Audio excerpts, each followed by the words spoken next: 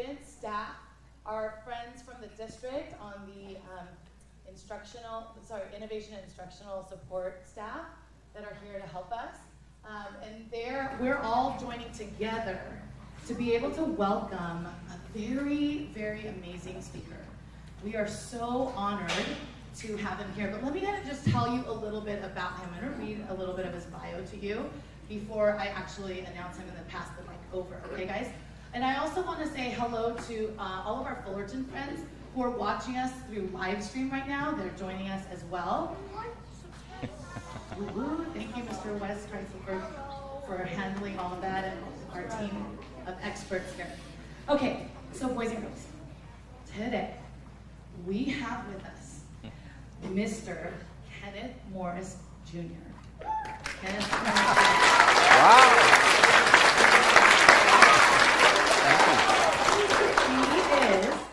He is a descendant of, and let me say this correctly, he's the great-great-great-grandson of Frederick Douglass, and he is the great-great-grandson of Booker T. Washington.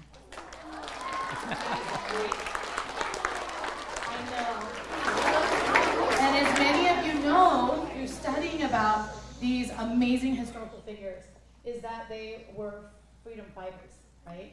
And so, but he is carrying on that legacy of his family and is the co-founder of a foundation that continues that education, because he also understands, just as his forefathers did, that education is the path to freedom. And so I do want to share, though, that you guys, we are so blessed to have him here today, because not only is he the co-founder of that foundation called Frederick Douglass Family Initiatives, he is also a very accomplished public speaker. And he's appeared across the country and also internationally. He meets with lots of top world officials. And he has spoken and appeared on places like PBS, NPR, CNN, CBS Evening News, the History Channel, and National Geographic, and a lot of others. So we are so thankful that he has come to speak with us and all of our Fullerton friends who are joining us. We cannot wait to hear what you have to say. So without any further ado, it is my distinct privilege and honor to welcome Mr. Kenneth B. Morris Jr. to our school. Thank you. Thank you so much. Thank you for that wonderful introduction. It is my honor. I am so excited to be here to talk to you this afternoon about my great ancestors, Frederick Douglass and Booker T. Washington. But before I jump into all of that, there are a few people that I need to thank. I'd like to thank your principal, Lim, for inviting me.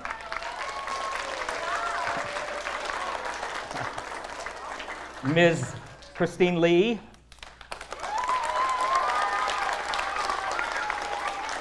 And I think the main reason that I'm here is because of Mr.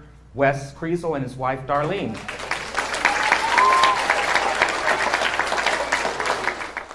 And so thank you very much for being here. As I was introduced, did I hear her say that I'm the great-great-great-grandson of Frederick Douglass? Yes. No. That's 3 greats, right? 4. And also the great-great-grandson of Booker T. Washington, and that's a whole lot of greats. 5 greats. It's 5 greats, right? And every time I tell people what my relationship is to my ancestors, not only is it a mouthful trying to say all of those greats, could you imagine having to introduce yourself and saying, I'm the great-great-great-great-great, and you lose track. But I am so proud to be a descendant of both Frederick Douglass and Booker T. Washington. And so not only is it a mouthful trying to say all of those greats, but it sometimes makes me feel like I'm far removed, like I'm far away from them. But I always like to start with the story of my great-grandmother, Fanny Douglass, to whom I was very close, and she lived to be 101 years old. And you're going to see pictures of her in a little bit. She met Frederick Douglass when she was a little girl, when she was about 8 years old. Now, she didn't know that she was going to grow up and marry his grandson, Joseph, but that's what happened. And my Aunt Portia, to whom I was also very close, lived to be 94, and she was Booker T. Washington's daughter. And I remember being a little boy and sitting on my great-grandmother Fanny Douglass's lap as she would tell me what it was like to know, as she would call him, the man with the great big white hair. And I remember sitting at the knee of my Aunt Portia, and she would tell me firsthand stories about her father, Booker T. Washington. And when I started doing work at the Frederick Douglass Family Initiatives in 2007, and I started to speak to students, and I would introduce myself with all of those greats, and all of the students would kind of look at me like some of you are looking at me now, like, man, you were so far removed, and what does all of this history have to do with our lives today? And why are you talking about these people that lived so long ago? And so I wanted to try and help put some context around how close I actually am. And so when you think about my great-grandmother and my Aunt Portia, hands that touch the great Frederick Douglass and hands that touch the great Booker T. Washington also touch mine. And so in a sense, I can say I stand one person away from each man, I stand one person away from history, and I stand one person away from slavery. And I'm going to talk to you this afternoon about Frederick Douglass and Booker T. Washington and tell you their stories. And I hope that you will be inspired to want to learn more about their lives. So Frederick Douglass was born with the name Frederick Augustus Washington Bailey. He was born on the eastern shore of Maryland to an enslaved woman and to a white man, and it was thought that his enslaver, his master, was his father. He never had a pair of pants or shoes until he was about 6 or 7 years old. And so I'm going to push that to the side for a second. I just wanted to start there so you can understand that this is going to be a conversation about the importance of education. Because both of my ancestors understood from a very young age that education was going to be their pathway to freedom. And you will learn as you continue your educational career and you learn more about slavery in the United States that it was illegal to teach an enslaved person to read and write. Those that were pro-slavery and those that owned other people, owned children, did not want them to be educated because if they were, they would start to think for themselves. And they would start to ask questions like Frederick Bailey did as a little boy. He would ask, well, why am I a slave? And how come you own me? And how come you know your birthday and I don't know my birthday? And so when I talk about history, don't just think about this as the past. Think about how it relates to the present and the future. Because the more that you know where you come from, the better you're going to be able to navigate or work in the world in which you live. And the more that you know where you come from, the better you're going to know where you're headed. And so this is going to be a talk about history, but it's also going to really hit on the importance of education. And I know you hear from your teachers, your parents, your coaches, the people that care about you, that they tell you, you got to go to school, you got to get that education. And so for Frederick Douglass, when he became the white-haired statesman that we see in our mind's eye, do you know he was the first African-American nominated for Vice President of the United States? He was the first African-American U.S. Marshal, first African-American ambassador and consul general to Haiti. He was the first black recorder of deeds in the District of Columbia, and the first African-American to have a statue dedicated in his honor in 1899 in Rochester, New York. And people would see this white-haired statesman and they would say, Mr. Douglass, I need to know, where did you go to school? Where did you get your education? And having never spent one day of his life in a classroom, because remember I just said it was illegal to teach an enslaved person to read and write, so he was a self-taught scholar. He read every book that he could get his hands on. And so people would want to know, where did you go to school? And he would respond on occasion by saying, my diploma is written on my back. And what he was talking about were the 20 years that he spent enslaved.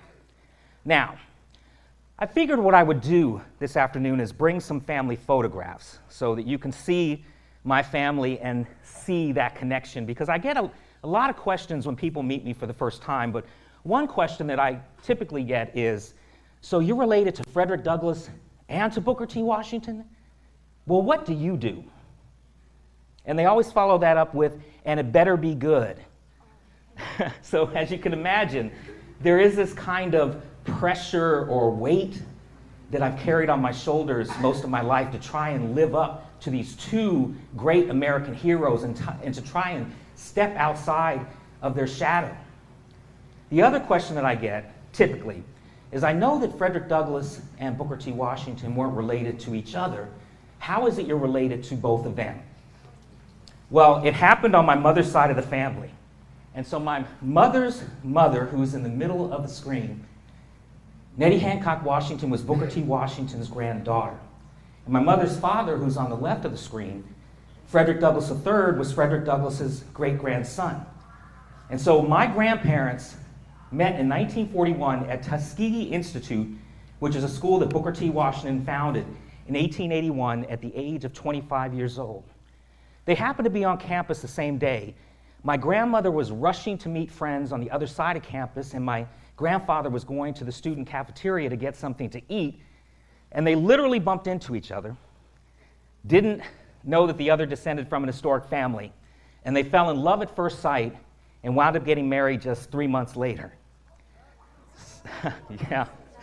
Well, let me just say that I am the father of 2 daughters, and I tell my daughters, do not marry somebody after only knowing them for 3 months. Okay, so that's advice that I want to give to all of you as well. But it truly was a love story. They would get married, and then my mother, Nettie Washington Douglass, was born, and she was the first person to unite the bloodlines of the families. She was an only child, so I had the honor and privilege of being the first male to carry the dual lineage, and also in this picture is my grandmother's brother, Booker T. Washington III. So the importance of this picture is you have Frederick Douglass III shaking hands with Booker T. Washington III, and thus the families are officially united. I want to take a moment to talk about my great-great-great-grandmother, Anna Murray Douglass, who's on my t-shirt. There would be no Frederick Douglass without Anna in his life. They met while he was enslaved in Baltimore. He was a teenage boy, and she was the first person in her family to be born free. And she was working as a domestic servant. And they would meet in Baltimore and start to get to know each other. And then they started to think about having a future together, maybe getting married and having a family. But she was important because she was the first person to plant this seed of thought in Frederick Bailey's mind that you're not meant to be a slave for life. And as they were starting to think about having a family together, she said, Frederick, I don't want our children's father to be a slave. Had she not sold her personal belongings to help finance his escape, had she not sewn the sailor's disguise that he would wear, who knows if he would have had the courage or the wherewithal to run away from slavery. And had that not happened, we would be a very different country sitting here today had we not had the contributions of Frederick Douglass as the great abolitionist, somebody that worked to end slavery or abolish slavery. And so I'm just as proud of her as I am of him. She was a conductor on the Underground Railroad. And the Underground Railroad was a network of people, places, and spaces working together. It wasn't truly something that went underground, but they were safe houses. And so those people that were running away from slavery needed help. And so out of their house in Rochester, she helped to ferry hundreds of freedom seekers to their freedom in Canada because Canada had already abolished slavery. And she was a radical freedom fighter in her own right, and she was Frederick's equal partner in the struggle of freedom. Now, in history, a lot of times we talk mostly about the men in history. We talk about the founding fathers, and Anna's not talked about that much. She's been kind of pushed to the side. So I want to make sure that you all know who she was and her importance in this story. And I hope again that that will inspire you to want to learn more about her and also the other women in the struggle for freedom.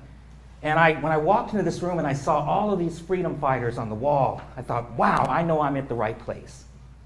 And I'm going to talk to you a little bit later about how you can use your talent, your passion, your creativity, and your mind to help change those issues that you care most about. Because each and every one of you can be freedom fighters as well. So those are a few seeds that I wanted to plant in your mind, and we'll move on here.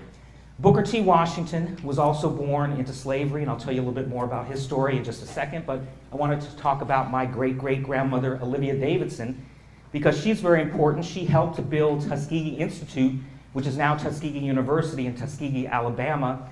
It's a HBCU, which is a historically black college and university. It's a wonderful school. And she helped to fundraise. She was an outspoken feminist, somebody that talked about freedom and liberty and justice for all at a time when women were not encouraged to do that. She had the courage to be able to do that. So I am just as proud of her as well. So there is Frederick Douglass with his great big white hair. And sitting next to him is my great-grandfather, Joseph. Frederick Douglass taught himself to do a lot of things. You may know that he taught himself to read, he taught himself to write, but not many people know that he also taught himself to play the violin. And he was so good and such a great teacher that he taught my great-grandfather, his grandson Joseph, how to play the violin. And Joseph became a concert violinist. He played at the White House 3 times, and he traveled all over the world, and he became the first black classical recording artist for the Victor Talking Machine Company, which was a record company way back then.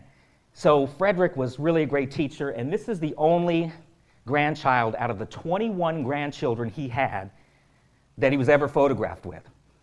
So we like to say in our family line that he was the favorite grandson.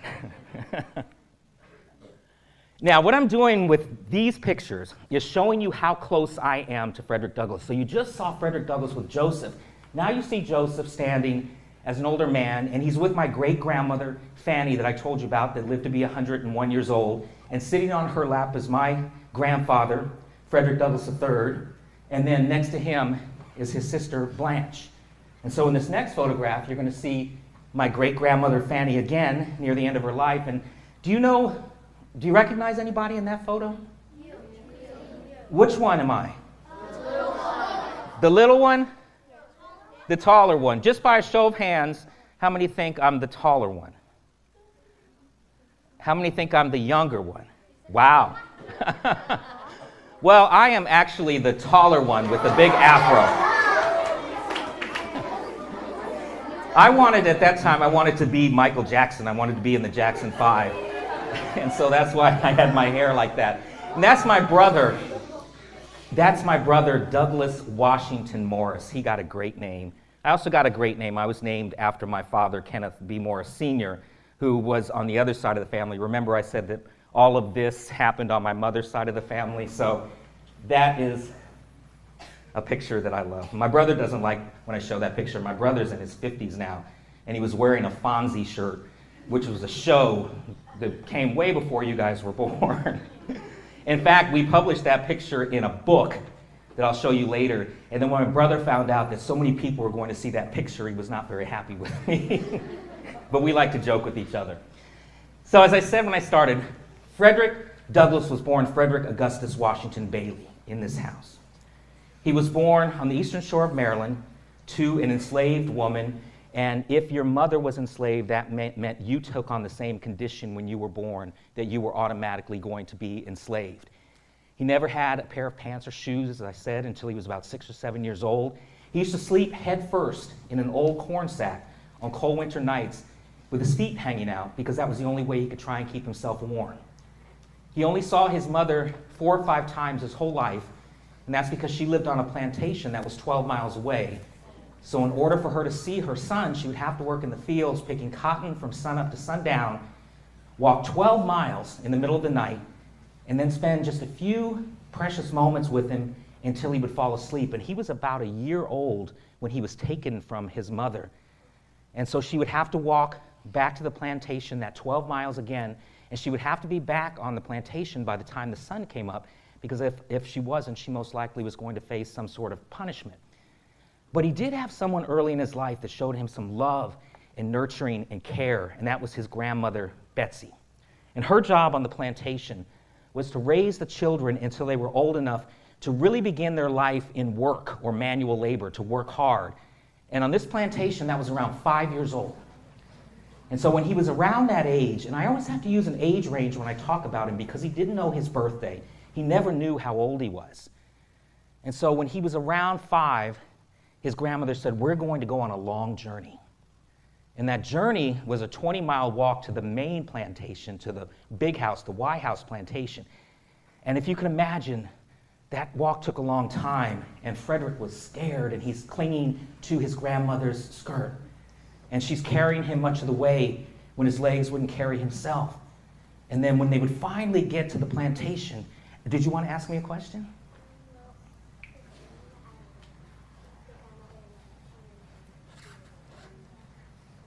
Yes. You know your Frederick Douglass history, don't you? Wow, that's impressive. She said that you're getting ahead in the story. She said that the grandmother would leave him, and that's exactly where we are right now. So they would make that long 20-mile walk, and then they would walk from the street up this long driveway, and then Frederick would see this house that's bigger than anything he'd ever seen before, and he just wandered off to check out what was around him and to look for something to eat because he was hungry. And then when he turned back to look for his grandmother, she was gone. And he would never see her again. And for the first time, he's meeting his brothers and sisters who were like strangers to him.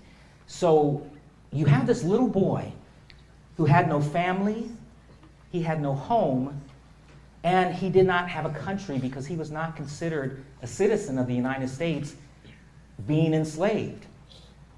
But in spite of all of that, through education, he was able to rise up and to go on to affect change in the world around him, and then to affect change for all of us sitting here today, 205 years after his birth. And so now we get to the part of the story that's my favorite part. He writes in his first biography, Frederick Douglass, it was called The Narrative of the Life of Frederick Douglass, an American Slave. He wrote in there that at the age of 8 or 9, he was chosen from among all of the children on the plantation to go to Baltimore, which is a big city, to be the house servant for his master's family. Now, the importance of this move was he was leaving in an environment where he couldn't learn to read and write, because remember I said it was illegal to teach an enslaved person to read and write? But now he was going to be in the big city. He would be around free black children, and he would also be around poor white children. But what happened most importantly when he got there, his slave mistress, Sophia Auld, had never had a slave before. And she didn't know that it was illegal to teach him to read and write. She was already teaching her young son Tommy how to read. And alongside Tommy was Fred Bailey, bright-eyed and eager to learn. And just out of the kindness of her heart, she began to teach him his ABCs.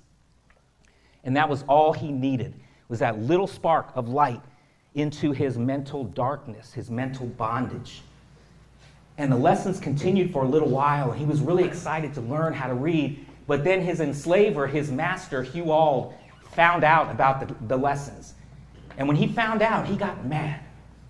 He got really angry. And he looked at young Frederick and he looked at his wife and he said, and I want you guys to listen to this closely because there's an important message in what Frederick's enslaver said. He said, "You cannot teach a slave how to read and write because if you do, it will unfit him to be a slave." Did you hear that message? Yeah. You cannot teach a slave how to read and write because if you do, it will unfit him to be a slave. He'll be running away with himself. And Frederick looked at his master and he thought, if you don't want me to have this, I'm going to do everything in my power to gain it. And he understood right then and there that knowledge is power. Have you all heard that saying? Yes. And that education equals freedom. Education equals emancipation. Education equals liberty. And so Frederick would teach himself to read and write. And he was very clever in the way that he went about doing this. Now, he's interacting with the kids in the neighborhood, and he would pick up a stick off the ground, and he would scratch in the dirt, or he would take some chalk, and he would write on a wall. And he would say, "Is this how you write an F?" And they would say, "No, Fred, this is how you write an F." And he would file it away in his brain. And then he also carried in his pocket bread or biscuits. And he would trade that bread for reading lessons with the poor kids in the city. Now, he wrote again in that first autobiography, The Narrative, he said, "I was always so hungry as a slave child. I always had this pit of hunger in my stomach that would never go away. And on occasion, when I would get food, the overseer would take cornmeal mush and throw it into a trough similar to what pigs eat out of. And all of the children, including Frederick, would crawl on their hands and knees as fast as they could to try to eat what little food was in there, to eat like animals, because that's what he was considered. He was property. He did not own himself. Someone owned him. So if you think about the story about a little boy that wanted to learn to read so badly that he would trade something of such great importance to him, great value, food, for reading lessons.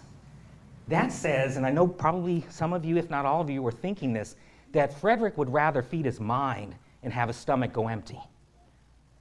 Did you catch that? He would rather feed his mind and have his stomach go empty. And so he would continue to teach himself to read and write. And he would do that by, again, interacting in the neighborhood. When he could save a little bit of money, he would buy a book to read and to teach himself, which is really amazing. But what his enslaver predicted started to happen. He became unfit to be a slave. He became unruly.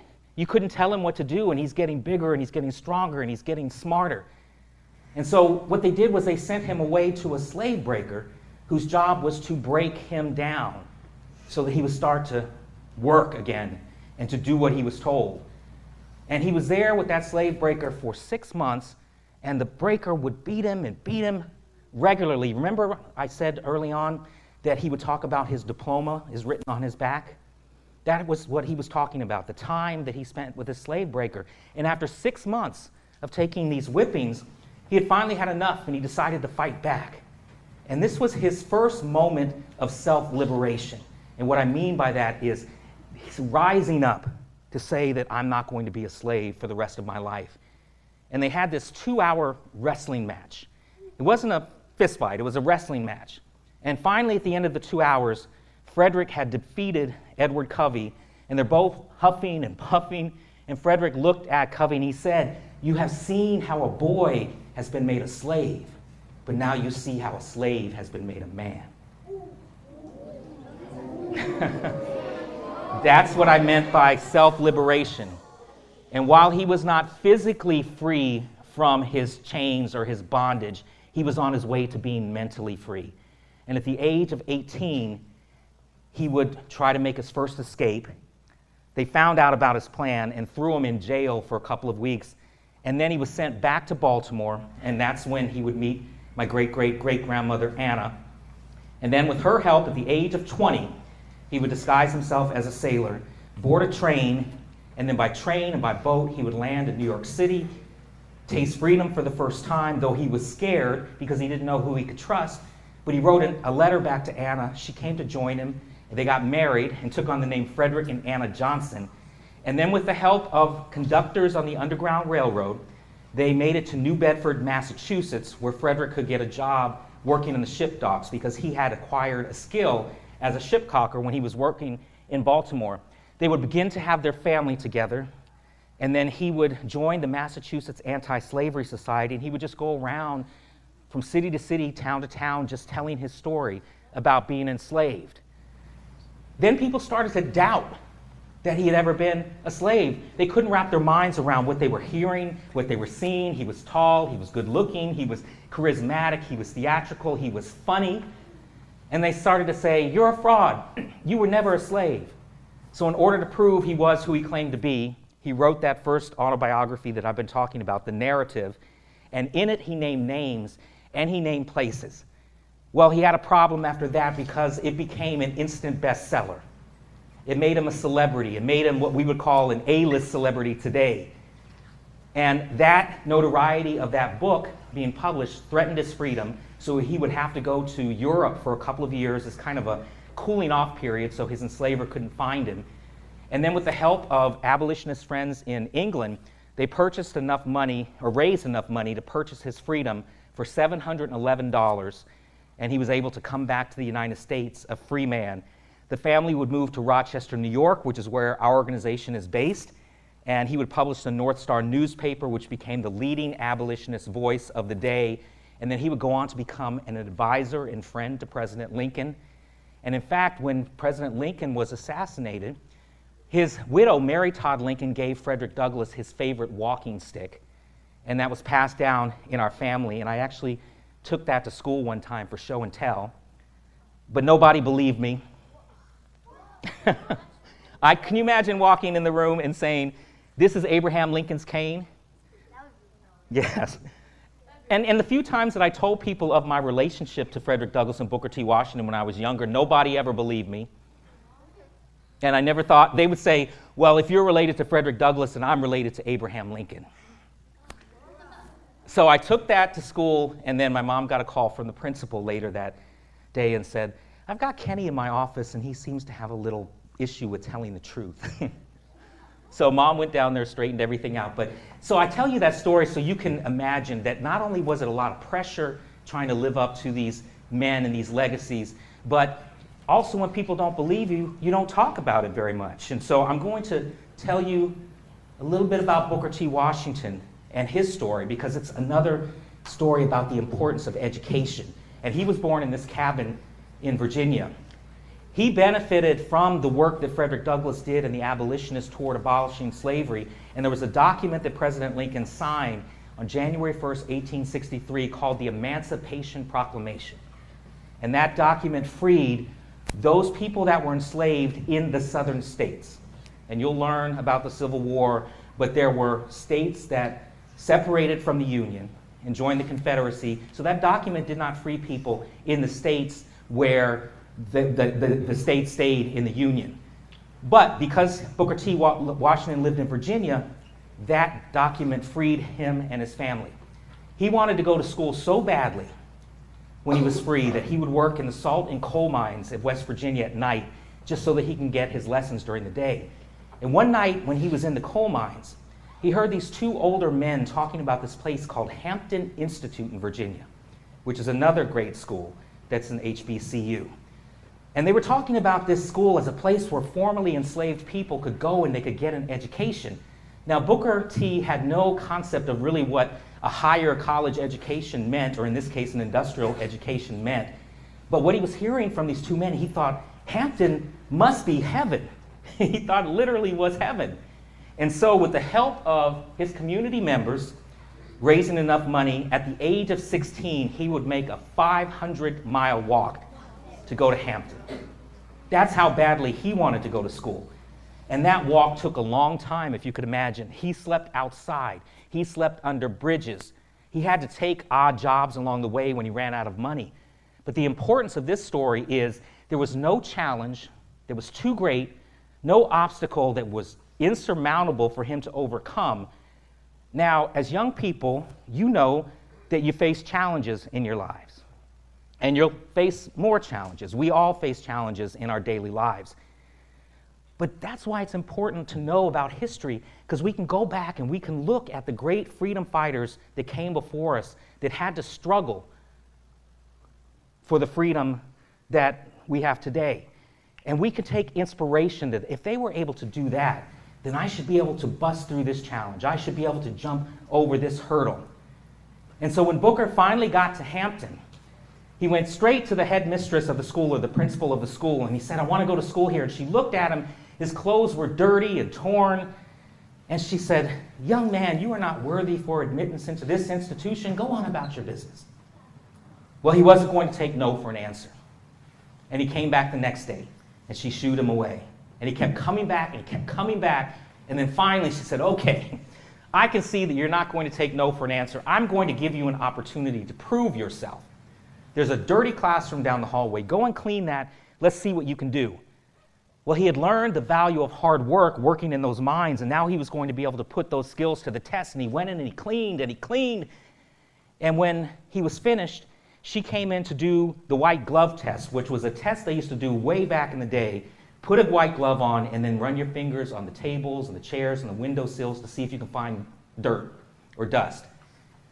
Not only couldn't she find dirt or dust, she couldn't find anything. That place was clean, it was pristine. And she looked at him and she said, okay, you've proven yourself.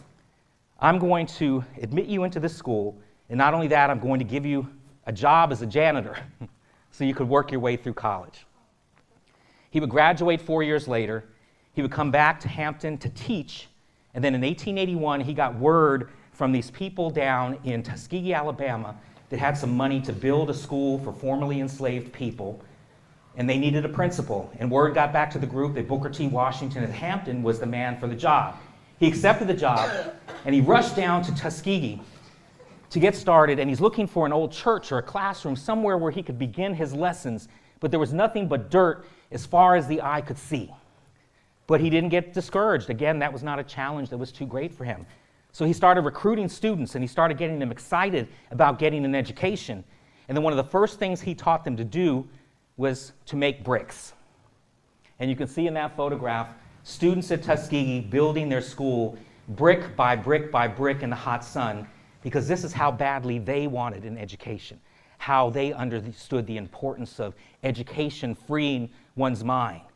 And so Booker T. Washington really was the person who made the transition from enslavement to freedom. And he's the person that continued the struggle, continued the fight after Frederick Douglass passed away. Now, the beautiful thing is that Frederick Douglass and Booker T. Washington were friends. And Frederick Douglass came down to Tuskegee to speak at their graduation, at their commencement. So we go from Frederick Douglass, who's considered the father of the civil rights movement, to Booker T. Washington, who takes on that leadership role, and then into the civil rights movement. And then I come along, and I'm about your ages. And I start to notice that my ancestors are on statues, and they're on money, and postage stamps. Schools were named for them, and bridges and libraries. And I would start to ask my friends and my classmates, are your grandparents on statues? And they would say no. And I started to feel this weight, and I spent all of my summers in Frederick Douglass's summer beach house on the shores of the Chesapeake Bay, and it was built for him to retire in so that he could sit at the top of the house and look back across the water, because on the other side you could see land. And the land is the eastern shore of Maryland, where he had been born into slavery, and even though he had suffered through that horrific institution in his life, he never wanted to forget where he came from. Do you remember what I said earlier? We need to know where we've come from in order to know where we're headed. And so in that house, there were images of my ancestors in every room. And there was this larger-than-life portrait at the top of the stairs, kind of like this, with this steely glare, that fiery gaze that he had. And the reason that he looked like that was because he said, I never want to look like a happy, amiable fugitive slave. And when you look me in the eyes, you're going to see me as a human, you're going to see me as a man. But when I was little, I didn't understand all of that. And I remember looking at that portrait and thinking, man, you look mean. And I'm glad I didn't know you. And as I tried to tiptoe or sneak past the portrait, you know what would happen? Right, his eyes would follow me. Like they're doing now. And go like this. And when I got down to the end of the hallway, I could feel that steely, fiery gaze on the back of my neck, burning like fire. And I always imagined in my little boy imagination this booming baritone voice, which he was said to have had, bellowing down upon my tiny person. And he said, you will do great things, young man. And I thought, I don't know if I want to live up to that pressure.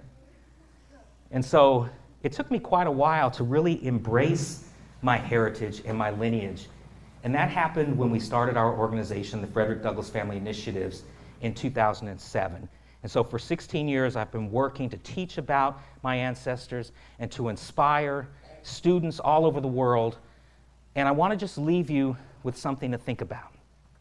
History lives in each of us, in all of us. It doesn't just live in me because I descend from two people that we've heard of, but history lives in each and every one of you. And for those of you that have researched your family tree, you may have found that you had ancestors that may have given of their lives just for the freedoms that we have today. May have given of their lives just so that some of us can sit in a room like this together and have an education. And so I want you to know that you stand on the shoulders and walk in the shoes of those that came before you. And history lives in each of us, but the future depends on how we carry that history forward. Remember I said I was going to talk to you about using your passion, your talent, your mind, your creativity at the ages that you are now, and some of you may already be doing service in your communities. But I've had students come up to me over the years and say, I'm passionate about eradicating poverty around the world, or getting rid of homelessness, or fighting for the environment, fighting for the rights of women and girls. You all can use those passions and talent that you have to be able to start to speak out in the same way Frederick Bailey did when he was your age. And he would ask those questions like, why am I a slave? And why do you own me? You might ask questions today like, why is it that some people are born into certain zip codes and they have less opportunity and access to good health care and education and economic opportunity versus other people that are born into other zip codes through no fault of their own? And the playing field is not always level from the start. And you might be concerned about that.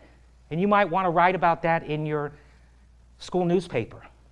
Or you may want to take pictures and show what homelessness looks like today, or poverty today, or paint, or write. Just by a show of hands, how many of you like to write?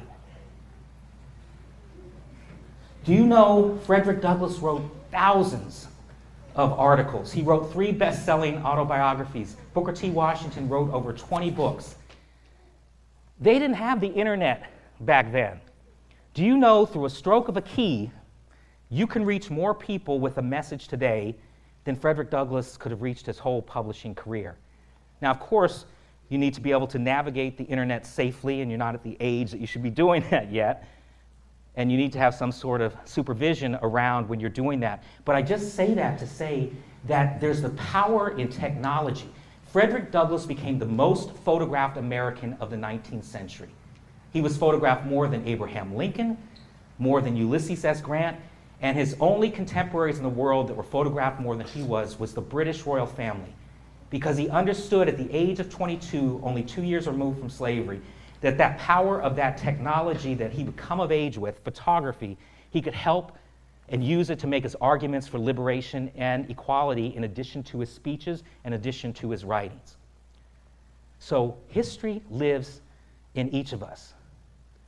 I'm going to close with a story. I mentioned that I spent all my summers at Frederick Douglass' summer beach house in Maryland, but I was born in Washington, D.C., and I used to go to the Frederick Douglass National Historic Site. I think I have a picture of it somewhere. I'm going to just speed through. And I would go on field trips to that home. And I loved going into the library because there are thousands of volumes of books in that home, in his library. But my favorite room was upstairs, and that was his bedroom. And you know how when you go into a museum, have you ever seen in a museum where they have velvet ropes so you can't sit on the furniture or touch anything? And so from the hallway into that room was a velvet red rope. And I always wanted to see what was in that room when I was a little boy. And so I would stick my neck over the rope. And when I looked to the left, I could see his bed. And on his bed is his nightshirt. And next to his bed on a chair is his hat. And next to the chair on the floor is a pair of his shoes. And when I was your age, I always wanted to sneak past that rope and try those shoes on.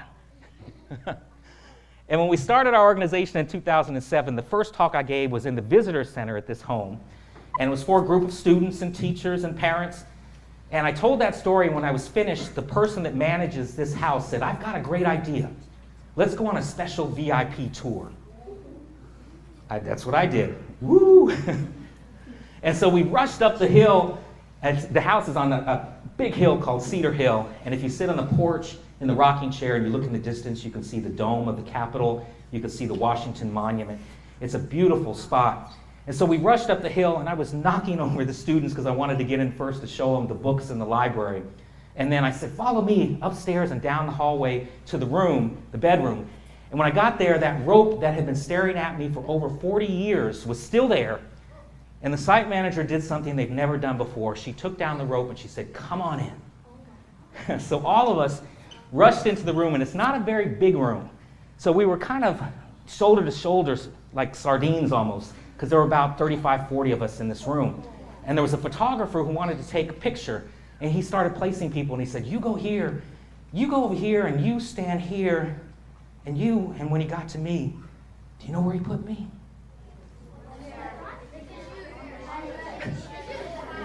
Right, well, not in the shoes. That would be quite the visual, to pick me up and put me in the shoes. I was next to the shoes. And I was like this, and I looked down and I said, "There they are." After all of these years, all I have to do is I could slip off my shoes, and I could step right into them, and nobody would ever know, and I'd be sitting there smiling and saying to myself, "Finally, I'm in Frederick Douglass's shoes." But I never did that. Why? I never tried those shoes on because I knew they wouldn't fit. Those shoes are too big for any of us to fit into. But what I realized at that moment was that I could take the shoes that I've got. You all could take the shoes that you've got, and we can lead the way to a better future. We can lead the way to a better tomorrow. And just like Frederick Douglass and all of these people that are on your wall, affect change in the world around us. And with that, I thank you so much for listening to my stories this morning or this afternoon. I wish you the best. Remember, thank you. And please remember that education is your key to freedom. And can you all do me a favor? Because a lot of times when you hear education is your key to freedom, you let it go in one ear and out the other. Have you ever heard that phrase? Well, can you do me a favor and take your right hand and put it up next to your right ear? Okay, and so now when I say education is your key to freedom, read as much as you possibly can. Now it's going in your one ear, left ear, right? And where is it staying? In your brain, exactly. All right, thank you all very much. Good luck to you. Keep up the great work.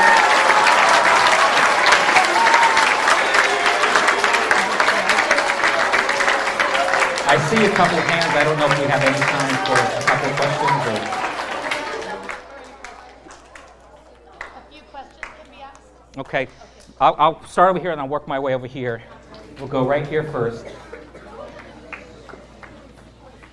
Oh, yes, there's a picture of Frederick Douglass up there, and actually I didn't see that, so thank you for pointing it out. Let's go right here.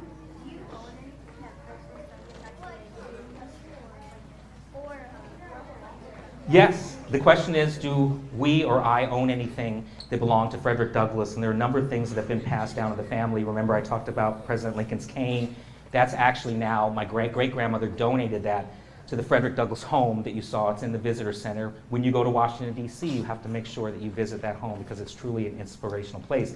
I also have a notebook that Frederick Douglass carried around during the Civil War where he had his schedule, his calendar, and he would write notes about people in there. And so that's something that is very dear to me. I also have a pair of his reading glasses. We've got an original narrative, his first autobiography. We also have, a number of things. I'm drawing a blank, but yes, we still have things, and we really treasure those. Right here. Did I ever go to a Michael Jackson concert? Yes. I went to the Victory Tour, which was long before you all were born, and I went to a few other ones. And so, yes, I was a big Jackson 5 fan. What are my kids' names? Great question. So my older daughter is Jenna, and she's 27 now, and my younger daughter is Nicole, and she is going to turn 25 on April 30th. And my daughters really are the ones that inspired me to do the work that I'm doing now, because when I found out about the issue of human trafficking around the world, I couldn't look my daughters in the eyes and walk away and not do something about it. And I realized at that moment I had been running away from the legacies for all of the reasons I mentioned, the pressure that I felt, the embarrassment that I felt, and people not believing me. But I realized at that moment that I had this platform that my ancestors had built through struggle and through sacrifice, and we could use those legacies to fight against issues that we care about. So we do a lot of work trying to make sure that young people are educated around prevention of human trafficking so that we can reduce the vulnerability of people being exploited like Frederick Douglass and Booker T. Washington were. I noticed that in the picture where you were talking about like how we wouldn't take no as an answer. In the picture on the tree, there's actually a kind of a shadow of a guy's face on the tree. There's, in the picture where I was talking about Booker T. Washington walking the 500 miles, you said you noticed that shadow on the tree. I'm going to have to go back and look at that because I have never noticed that. I like that you're so observant. Let's just take a couple more.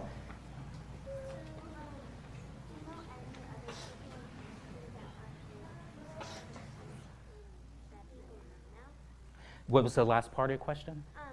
So do you know anybody else related to people?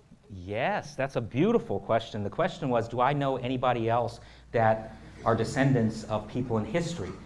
Yes, I know a number of people. I know the descendant of Susan B. Anthony, who was a suffragist, fought for the right for women to vote. I know descendants of John Brown, who you'll learn about if you haven't already, Harper's Ferry. And he was somebody that fiercely fought against slavery, and he and Frederick Douglass were friends. In fact, John Brown spent 4 months at the Frederick Douglass home in Rochester planning his raid on Harper's Ferry, and he wanted Frederick Douglass to go with him, but Frederick did not think that that was a very good idea. And so, thankfully, he didn't go, because had he gone, I might not be here today. Let's go right here. So while you were a little kid, when you first went into that house over there, why would you admire the shoes? Why did I wet the shoes? Why would you admire it? Admire? Yeah, admire. Oh, yes. When I went into the house, why would I admire the shoes? Why? Because they don't look so good now. They're over 100 plus years old. But just to think that my ancestor, who I never really got to meet personally, stood in those shoes. And he slept in that bed, and he wore that shirt that's on the bed, and he wore that hat. And so it's a way for me to be able to get closer to my ancestor. Just like if you were in your own family, maybe looking at an old photograph of maybe a grandmother, a great-grandmother, you might feel closer to them because you can actually see what they look like. So it's kind of the same thing.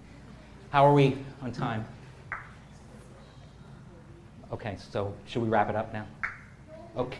Thank you. I'm so happy that you have so many questions. I wish I could get to each and every one of them.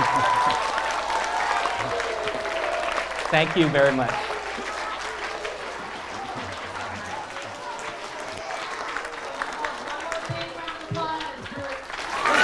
Thank you.